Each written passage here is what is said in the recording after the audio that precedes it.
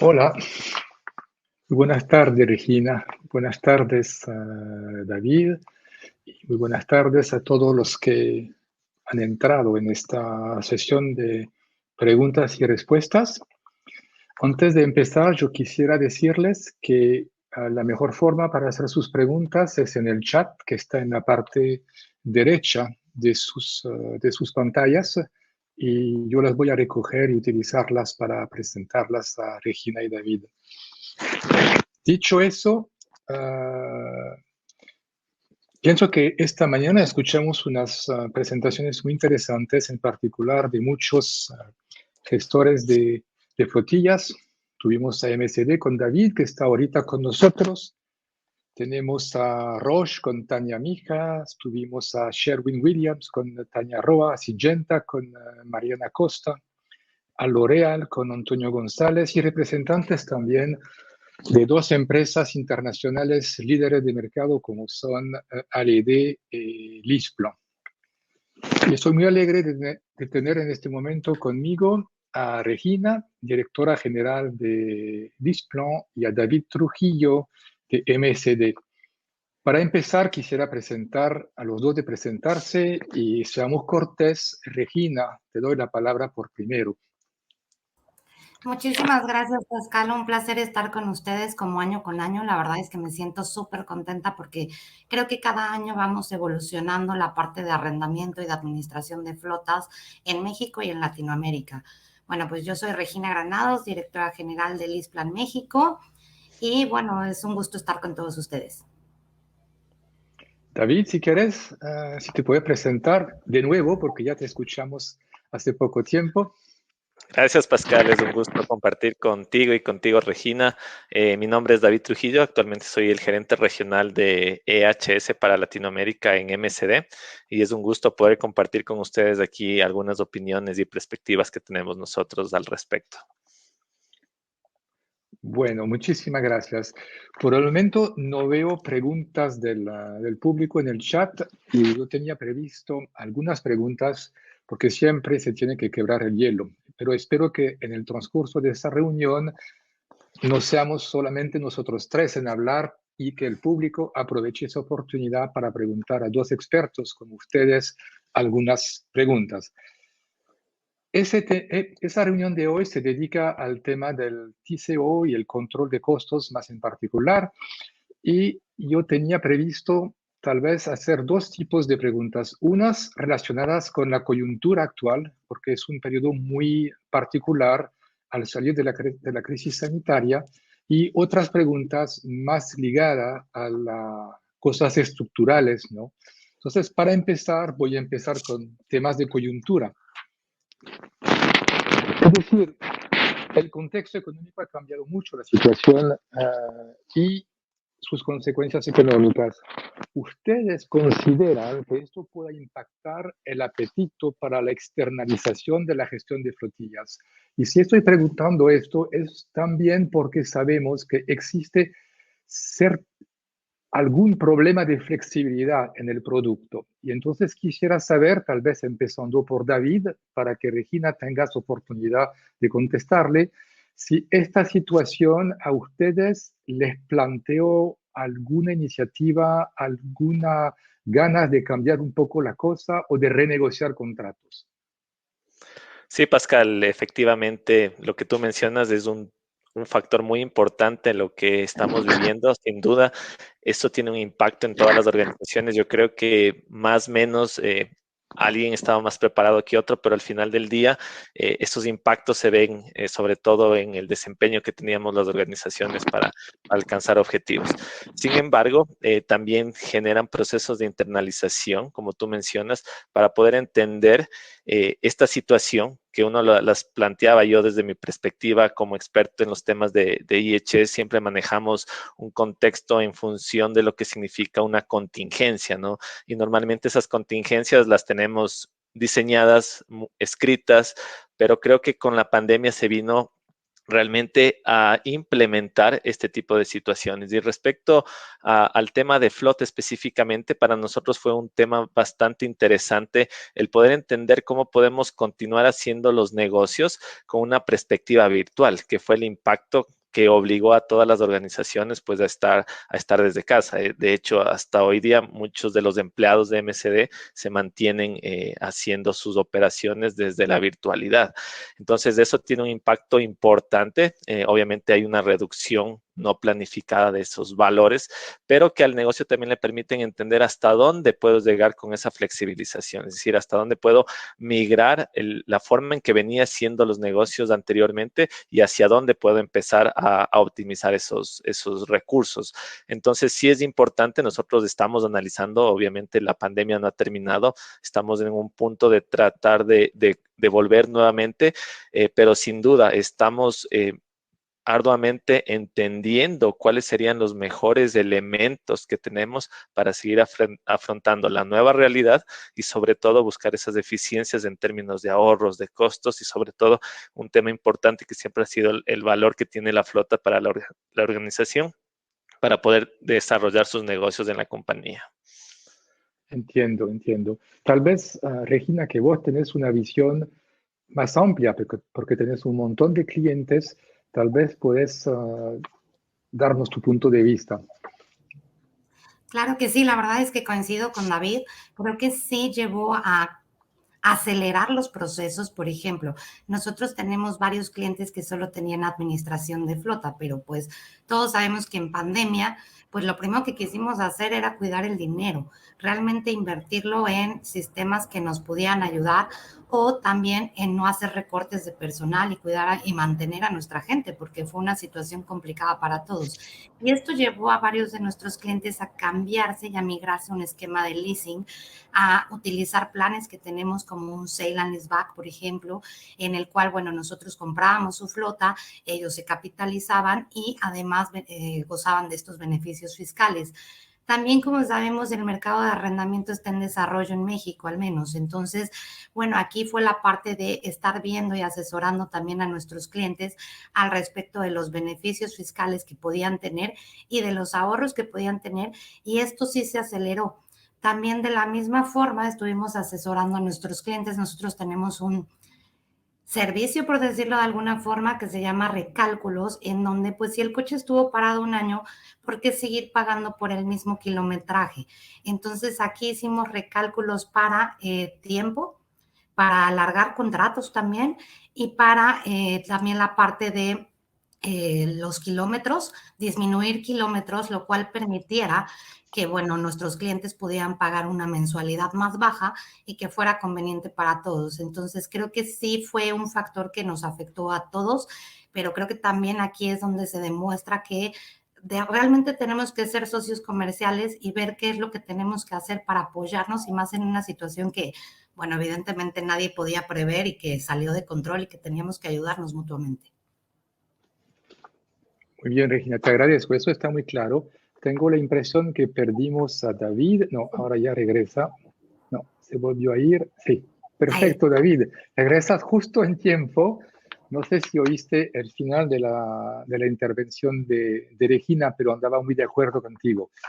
Todavía no veo preguntas, entonces yo sigo con las mías. Es decir, siguiendo un poco profundizando sobre este tema, con el teletrabajo, sin lugar a duda, la cantidad de kilómetros recorridos ha disminuido y esta tendencia se podría mantener para el futuro, porque uno se dio cuenta que algunas cosas, en vez de hacerla en presencia, la podía hacer en home working. O sea que no es porque la situación se normaliza por completo que no vayamos a seguir adelante, como ustedes bien lo dijeron, con un sistema mixto.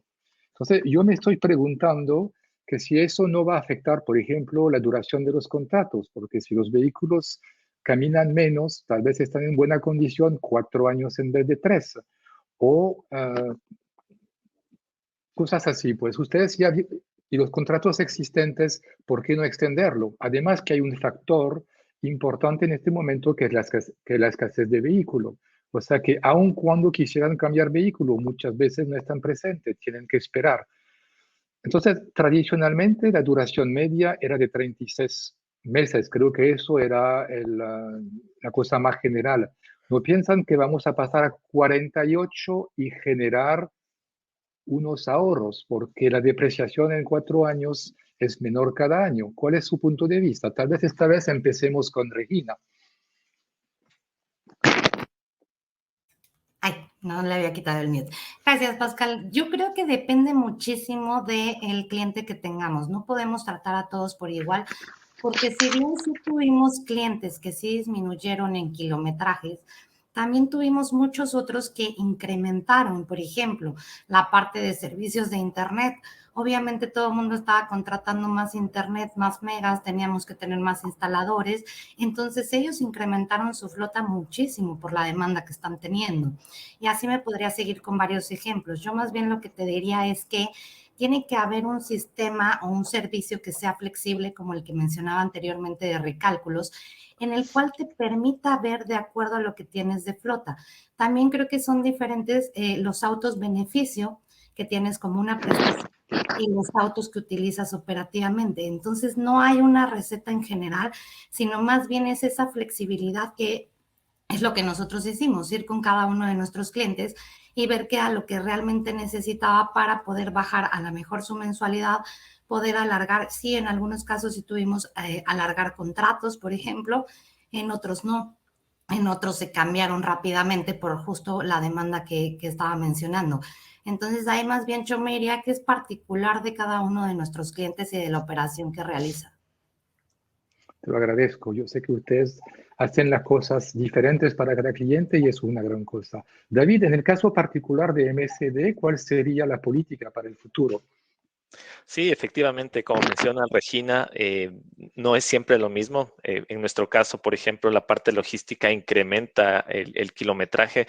Obviamente la pandemia, en nuestro caso, en el giro de negocio, al ser una empresa farmacéutica, aunque no lo crean, los medicamentos empezaron a tener una demanda altísima. Eso incrementó que los turnos logísticos hagan que las zonas de carga tengan que estar trabajando con mayor intensidad que lo que hacían en el pasado con una planificación diferente.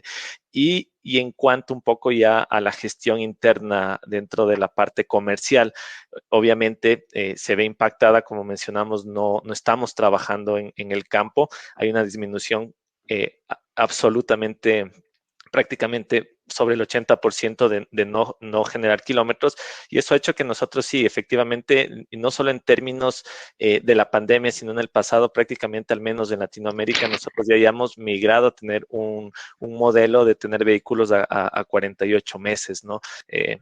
El año pasado nos quedó solamente México, que actualmente ya lo llevamos de esa condición, y con esto pues tratamos también de buscar esa eficiencia en términos de costos, ¿no? Pero como dice Regina, el giro es diferente en las organizaciones. En la nuestra va muy de la mano también por la flexibilidad y también por las condiciones de nuestros empleados. En muchos de los casos son herramientas de trabajo, pero al final del día siguen siendo un beneficio del empleado.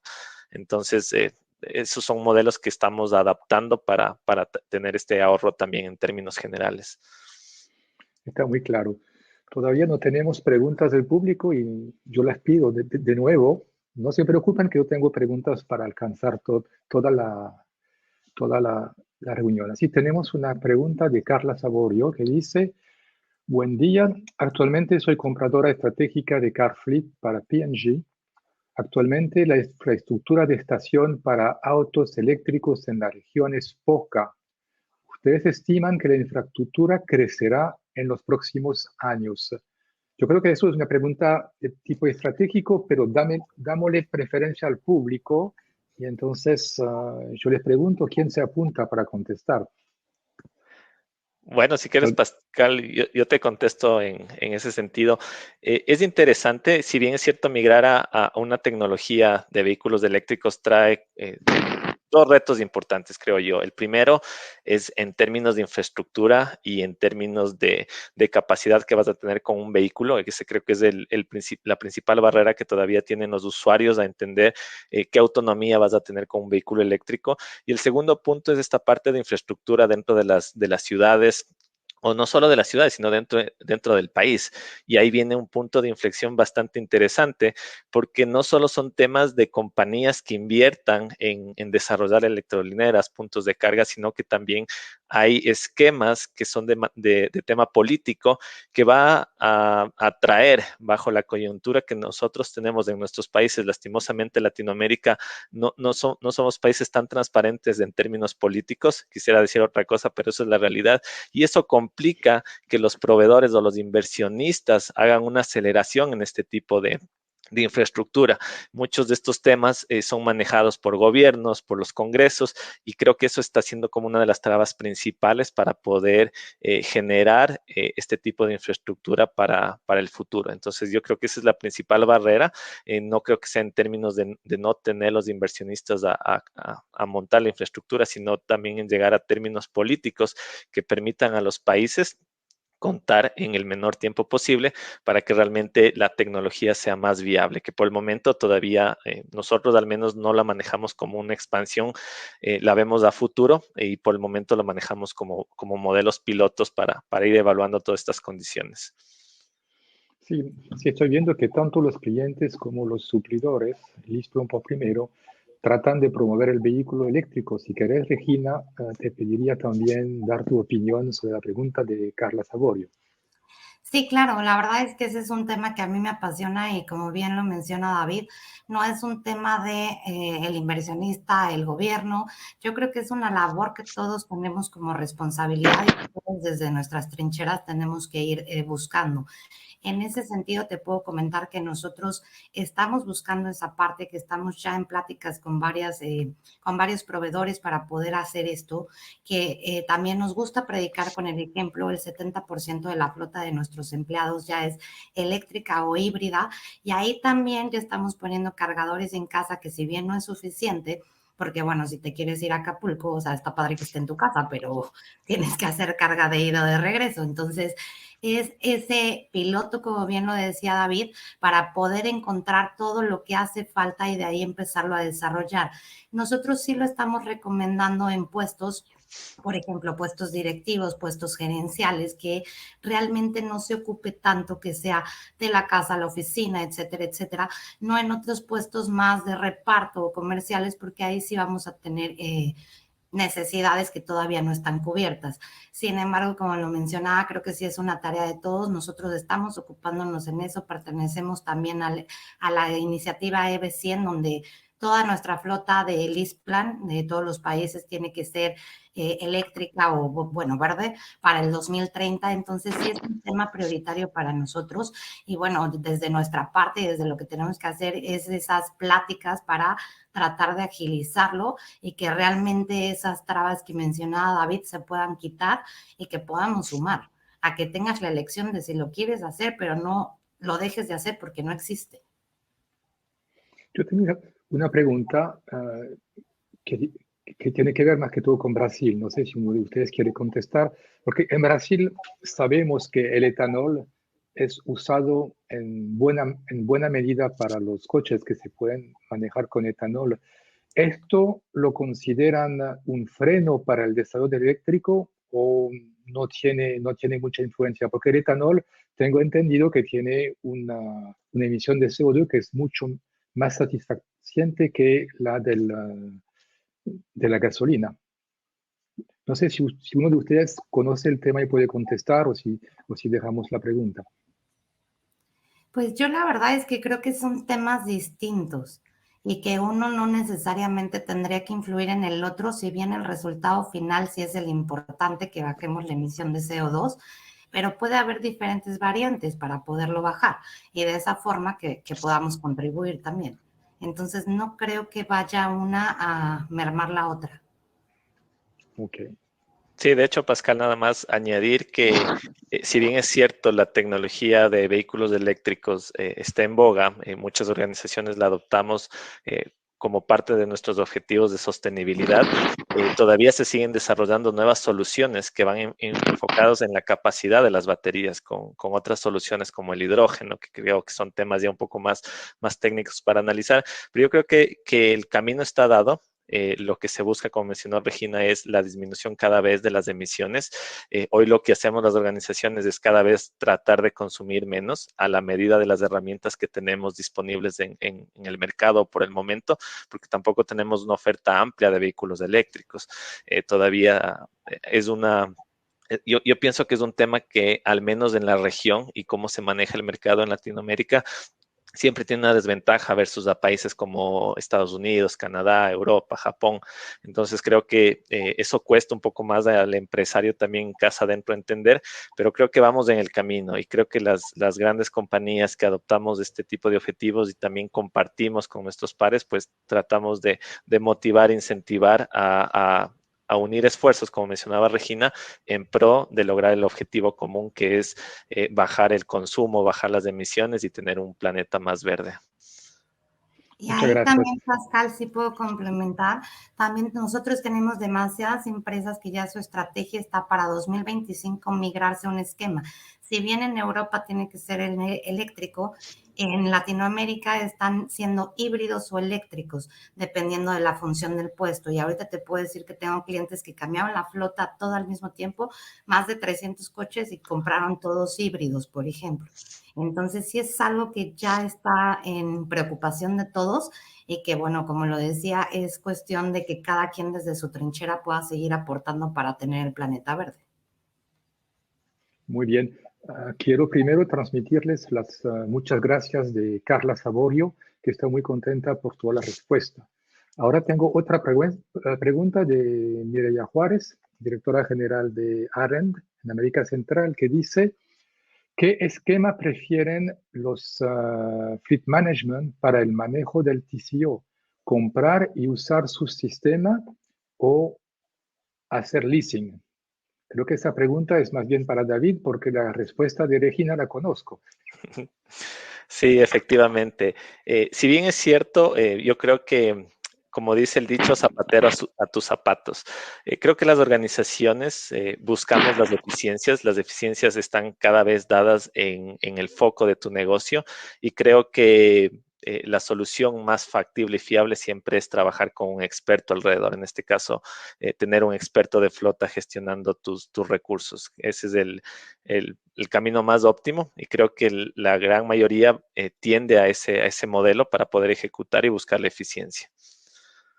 Bueno, yo sé que Regina también va a estar a favor del leasing, pero tal vez nos puedes explicar qué es lo que un cliente tiene como beneficio si trabaja con ustedes. Claro que sí, la verdad es que sí creo que todavía en México hay un sentido de pertenencia muy grande a el auto es mío y que nos da un poquito de miedo y hay muchos mitos sobre la parte de arrendamiento, que ese es también nuestro trabajo, desmentir esos mitos y poder asesorar a nuestros clientes o prospectos en cuanto a cuáles son las ventajas. Para empezar, como decía David, sí, zapatero a tus zapatos, y ahí yo te diría que las primeras ventajas que todos conocemos son las ventajas fiscales, que desde ahí puedes tener un ahorro muy grande. Adicional a esto, de acuerdo a la empresa con la que trabajes, a la empresa de arrendamiento, también te puede dar un control de costos y una proyección más certera o buscar ahorros.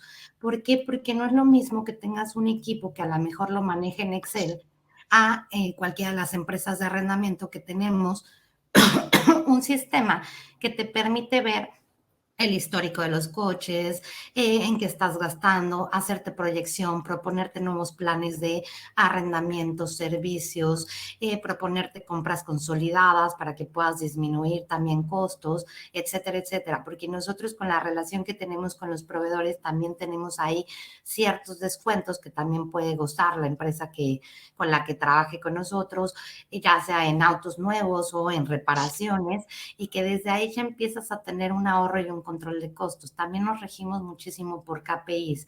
Entonces ahí vamos a revisar cuáles son tus gastos anuales, en qué se te fue el dinero. Te puedo contar un ejemplo que hicimos una revisión anual y de repente nos dimos cuenta que había más de 500,000 pesos invertidos en lavados de autos. ¿Por qué? Se fue muchísimo en un año y en una flota no tan grande. Entonces, a lo mejor ese nivel de detalle y de control no lo puedes llevar tan certero en un Excel o con una persona que realmente no es su expertise, y desde ahí empiezas a ver pequeñas fugas, empiezas a tener políticas de flota. Nosotros también tenemos un sistema que toca 16 puntos de la política de flota para asegurar que todo esté cubierto y que no se te vayan a ir ninguna. Por ejemplo, en caso de siniestros, ¿quién lo tiene que pagar? El usuario, la empresa, y desde ahí se te empieza a filtrar dinero, y cuando las cosas no están claras, también se presta subjetividad y también puede impactar la motivación de tu gente. Entonces, creo que sí es importante contar con una empresa que te asesore en este sentido, porque tampoco estamos reinventando la rueda. Lo que estamos haciendo también es ver las mejores prácticas de distintas empresas y poder hacer que tú la puedas implementar también y que traigas esos beneficios para ti. Les agradezco a los dos. Solo quisiera agregar una cosa, son las estadísticas, porque vemos que en el mercado crece el mercado del corporate a nivel general, y dentro del mercado del corporate el financiamiento del leasing crece muchísimo también. O sea que, sin querer repetir lo que ustedes dijeron, me parece que el mercado en el mundo entero, y no solo, pero en América Latina también, crece el market share del full service leasing, para hablar español. Ahora tengo otra pregunta de Juan Jara, que dice: ¿cómo evalúan las inversiones que hacen en flotas para implementar telemática desde la visión de recuperación de la inversión? Tal vez hacemos lo mismo, porque me parece que va bien así. Si David das el punto de vista del cliente y después pedimos a Regina que complemente tu respuesta. Sí, efectivamente, ese es un tema interesante. Desde mi perspectiva y de manera personal, yo creo que la tecnología busca solucionar muchos de los problemas que tenemos, y de hecho el desarrollo de telemetría o de telemática hoy en día va avanzando. Si bien es cierto, nosotros, por ejemplo, utilizamos telemetría enfocado todavía en el comportamiento del conductor, que intrínsecamente está enfocado también en la prevención de accidentes que al final del día se traducen en costos, ¿no es cierto? Y sobre todo cuidando el recurso más valioso que somos nosotros los seres humanos.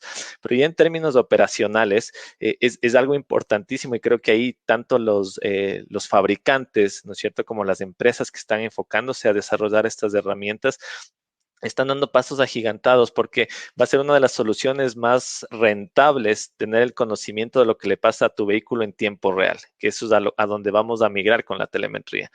No estoy tan seguro que al momento estemos ya en ese nivel, pero creo que tenemos muchas deficiencias que ya se pueden lograr, y que creo que es importante que estos socios estratégicos para nosotros puedan tener una visibilidad muy, muy transparente para que nosotros como compañías estemos dispuestos a hacer esa migración, que siempre es la barrera inicial, ¿no? ¿Cuál es el costo versus el beneficio? Igual voy a gastar más, y en cuánto tiempo voy a poder revisar ese retorno de inversión. Entonces, sí es interesante. De hecho, nosotros estamos evaluando, de hecho, en algunos mercados, cómo podemos arrancar con estos pilotos ya de migrar a sistemas de telemetría más completos, que permitan encontrar estas deficiencias y darnos esos ahorros que nosotros estamos queriendo obtener. Gracias, David. Regina, por favor. Concuerdo completamente con David. Yo también lo dividiría en dos: la parte de seguridad y la parte de operación. En la parte de seguridad, definitivamente puedes prevenir demasiadas cosas que se van a transformar en costos, y que, como bien lo dijo David, el objetivo es cuidar a nuestra gente. Y en la parte de operación, yo te diría que lo más importante es que hagas uso de esa información. Porque si tienes un sistema de telemetría, pero ni siquiera lo revisas, o ni siquiera hay un análisis o una consultoría, no te va a servir para absolutamente nada. Y ahí también puedes tener demasiados ahorros de costos. ¿A qué me refiero con eso? Por ejemplo, muchas veces nos dicen: quiero un esquema de leasing, pero no sé cuántos kilómetros recorro al año. Todos los precios están basados en kilometrajes, los que incluyen un full leasing. ¿Por qué? Porque incluyen todos los servicios. Entonces, de esa forma tú puedes ser más certero y pagar exclusivamente lo justo. También algunas otras empresas, por ejemplo, de reparto, tienen distintas rutas. Entonces, a la hora de estar viendo la telemetría, también pueden ver qué kilometrajes están, cuáles son las rutas que están siguiendo y si realmente es la ruta adecuada o puedes simplificarla y hacer una eficiencia ahí que te permita una mayor productividad y un ahorro de costos también. Entonces, yo te diría que sin duda la telemetría es algo súper importante, que tenemos que ver la evolución de la tecnología y hacer uso de ella. Pero si solo vas a tener un auto con telemetría y no vas a ver el análisis de datos y no vas a hacer ninguna estrategia, ahí sí no vas a tener ningún retorno de inversión porque se va a quedar en el cajón. Entonces creo que sí te puede sumar mucho siempre y cuando la uses adecuadamente. Muchas gracias, Regina. También te agradece Juan Jara. Hizo otra pregunta que en parte contestaron, pero en parte solo. La pregunta es, ¿qué nos pueden comentar sobre la disminución de costos al hacer leasing en comparación con compras y el pago de seguros y reaseguros de vehículos y lo que es el principal, el costo en casos de accidente? No sé si ya tienen estimaciones, porcentajes, algo, o si es un poco prematuro.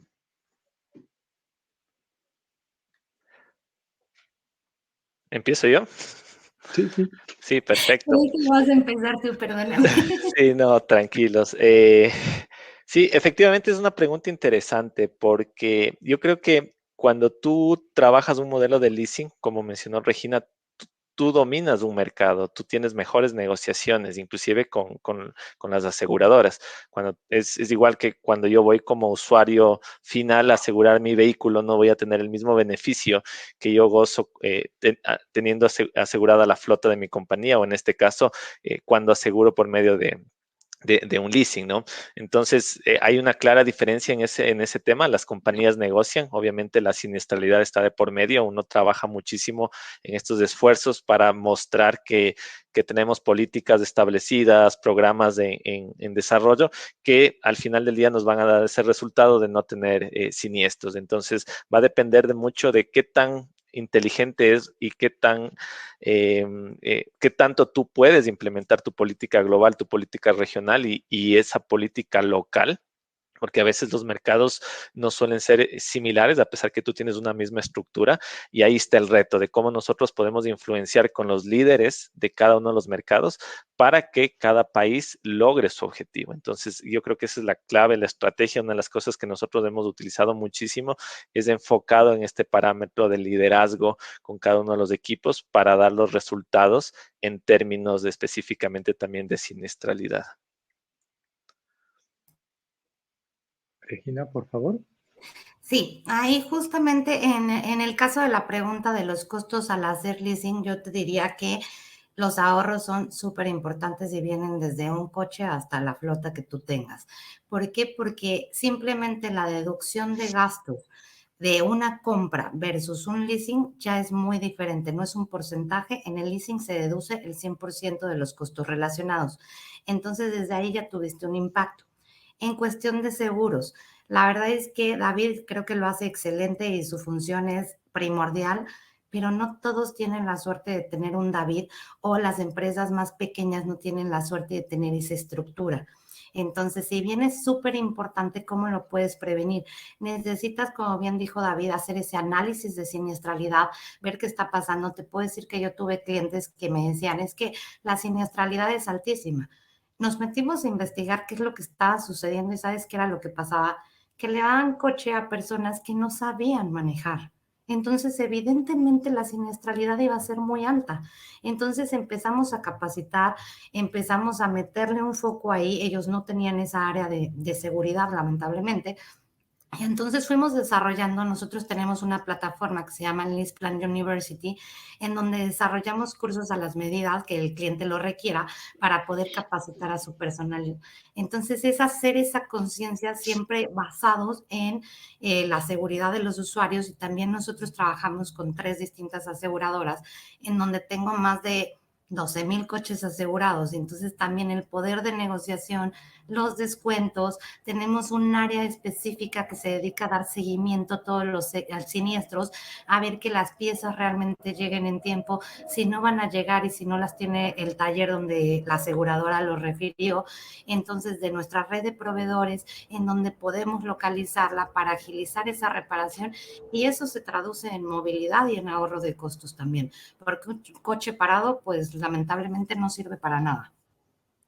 Estoy de acuerdo. Solo agregaría tal vez un punto, y es que cuando un cliente tiene su flota externalizada, tiene más facilidad también para saber cuánto le cuesta su vehículo. Cuando está al interno, muchas veces no sabe cuánto le cuesta la flota porque los gastos están repartidos en diversos esquemas, y además de eso, los costos indirectos de los accidentes son muy importantes y pocas veces medidos. O sea que, para agregar a lo que ustedes dijeron, y son muy prudentes con los datos, yo estoy seguro que es una cifra de 2 dígitos, o sea, más de 10%, eso seguro, lo que se pueden ahorrar pasando al leasing, y otra vez de nuevo pasando con la telemática, reduciendo gastos gracias a un mejor control de costos. Yo me lo puedo permitir porque estoy un poco anciano y fuera del mercado, pero les garantizo, y se ríen ustedes dos, les garantizo que seguramente el leasing y la conectividad van a permitir ahorros importantes.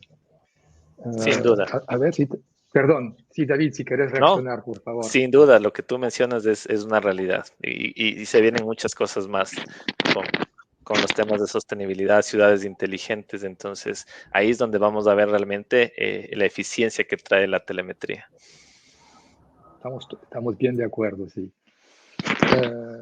No tengo ya más preguntas del público, pero nos quedan unos 10 minutos. Tenía un tema de coyuntura que yo les quería preguntar, y no terminar con esto, porque es una pregunta un poco difícil. En este momento todos los precios aumentan, el precio del petróleo y de consecuencia de la gasolina, del caucho y de consecuencia de las llantas. Los carros están escasos, y cuando los carros son escasos, los descuentos son más difíciles de conseguir. Entonces, la inflación sale y entonces la tasa de interés también sale. ¿Ustedes anticipan un aumento coyuntural para los próximos meses del costo del manejo de las flotas a raíz de esos eventos externos?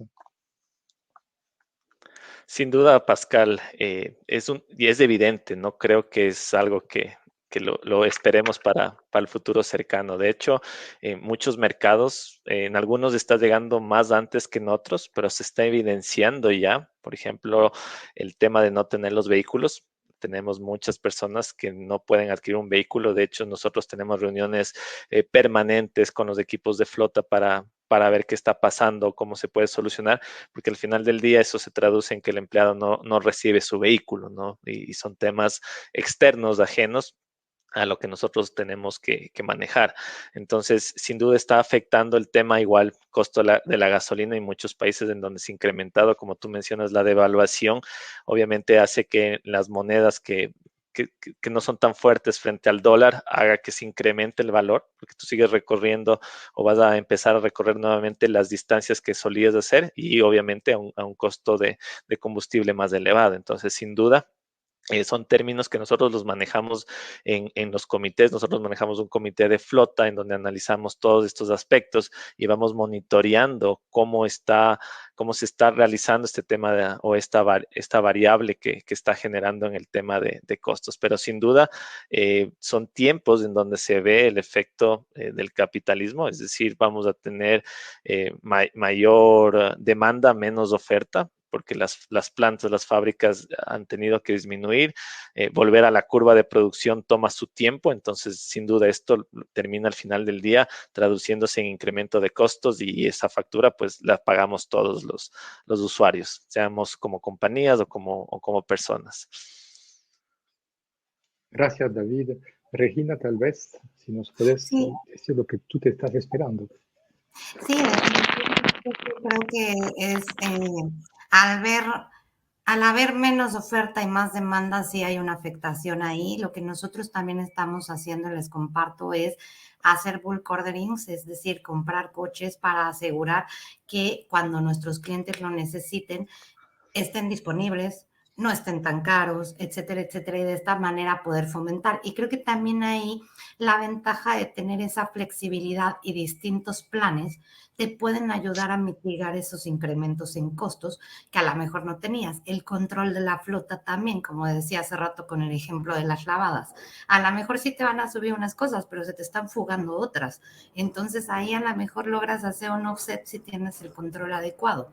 Entonces creo que es parte de esa administración de flota, del adelantarnos, del tratar de prevenir. También lo que nosotros estamos haciendo con nuestros clientes es ver 3 meses antes las renovaciones para asegurar que las tengan en el tiempo que van a ser los vencimientos, porque si los empezamos a ver 2 semanas antes, con la oferta que tenemos actualmente, pues no nos va a dar y evidentemente los vamos a afectar.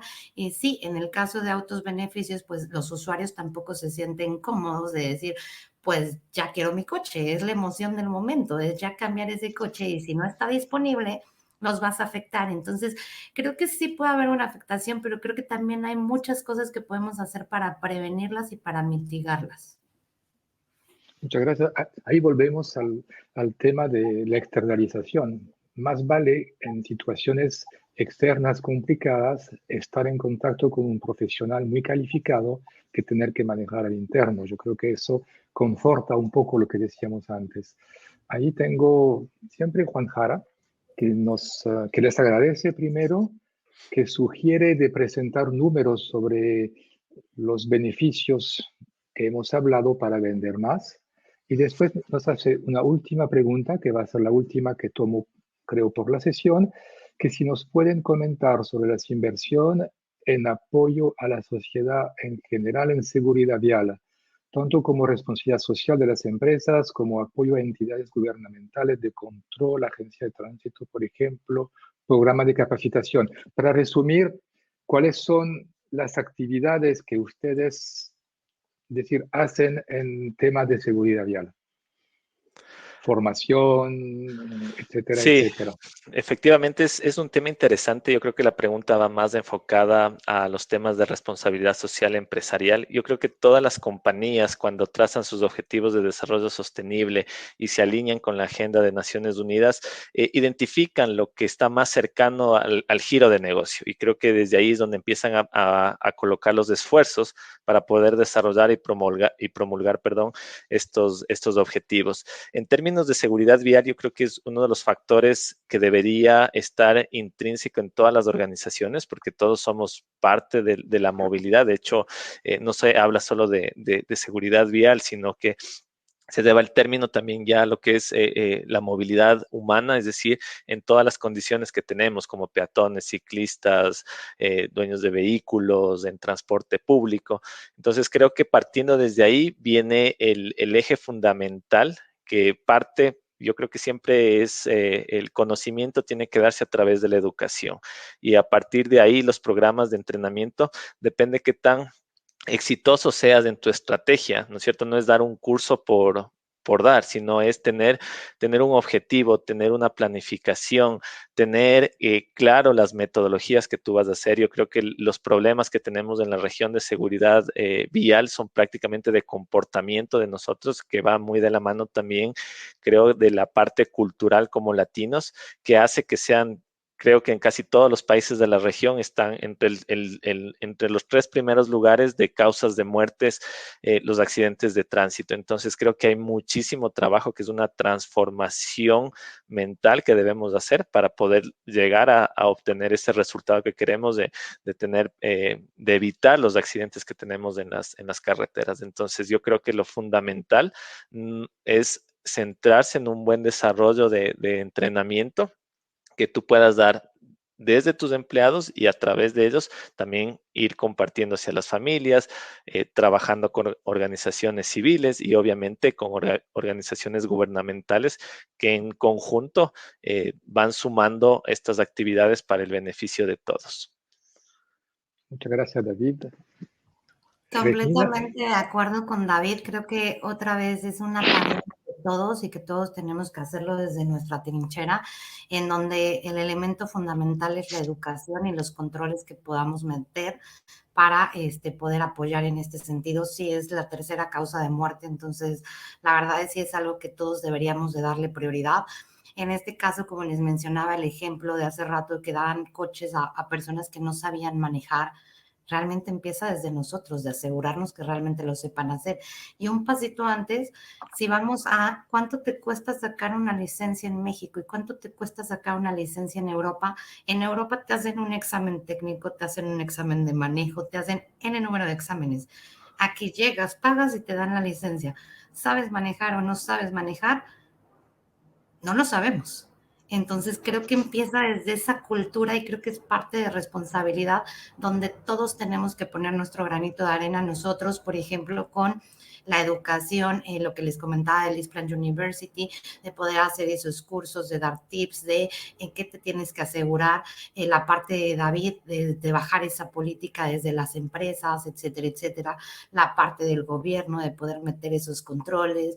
O sea, creo que es parte de lo que tendríamos que estar enfocados todos para poder mitigar esto y que no sea la tercera causa de muerte. Es demasiado triste ver esos números y son vidas humanas a final de cuentas. Muchas gracias. Tengo otra pregunta. Solo espero que el sistema no nos corte porque se acabó el tiempo. O sea que si se corta, me perdonan. Pero yo sigo con la última pregunta y después nos saludamos.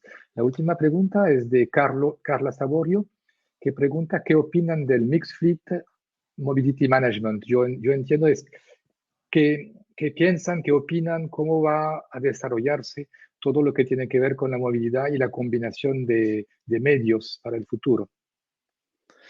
Sí, es interesante. Yo creo que cuando tú hablas de sostenibilidad es uno de los caminos, por ejemplo, promulgar la bicicleta, promulgar, no sé, otros tipos de transporte alternativos, pero también volvemos a que depende mucho de la infraestructura de las ciudades. Por ejemplo, un ejemplo muy puntual, usar un metro. En Latinoamérica no es igual que usar un metro en otros tipos de países, porque hay otros factores externos, como por ejemplo la inseguridad. Son servicios que no en muchos sitios tienen esa facilidad de ser un lugar de transporte, sino que se vuelven en un punto conflictivo en donde pones en riesgo a las personas por el tema de seguridad.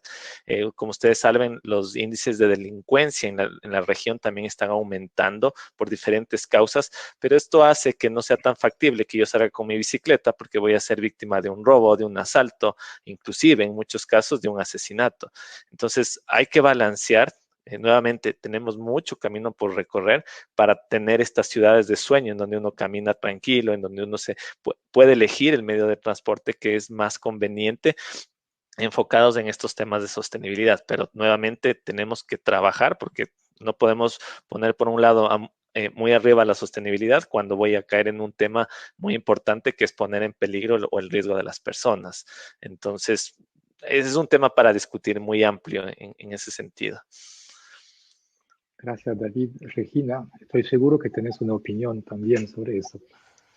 No, sí, definitivamente concuerdo con David. Hay muchas cosas que hacer y muchas cosas que recorrer. Lo que sí creo es que la movilidad que vivimos hoy en día a la movilidad que vamos a vivir, y no en 10 años, en 5 o en menos, va a ser completamente diferente. ¿Por qué? Porque la innovación, la tecnología está evolucionando. Entonces, más en la automotriz no es algo estático, es algo que siempre evoluciona. Entonces, definitivamente sí creo que va a haber una movilidad diferente. Antes estaba empezando a ser de moda como el compartir carro y demás. Ahorita, evidentemente, con la pandemia, lo que uno menos quiere es compartir el carro con alguien más.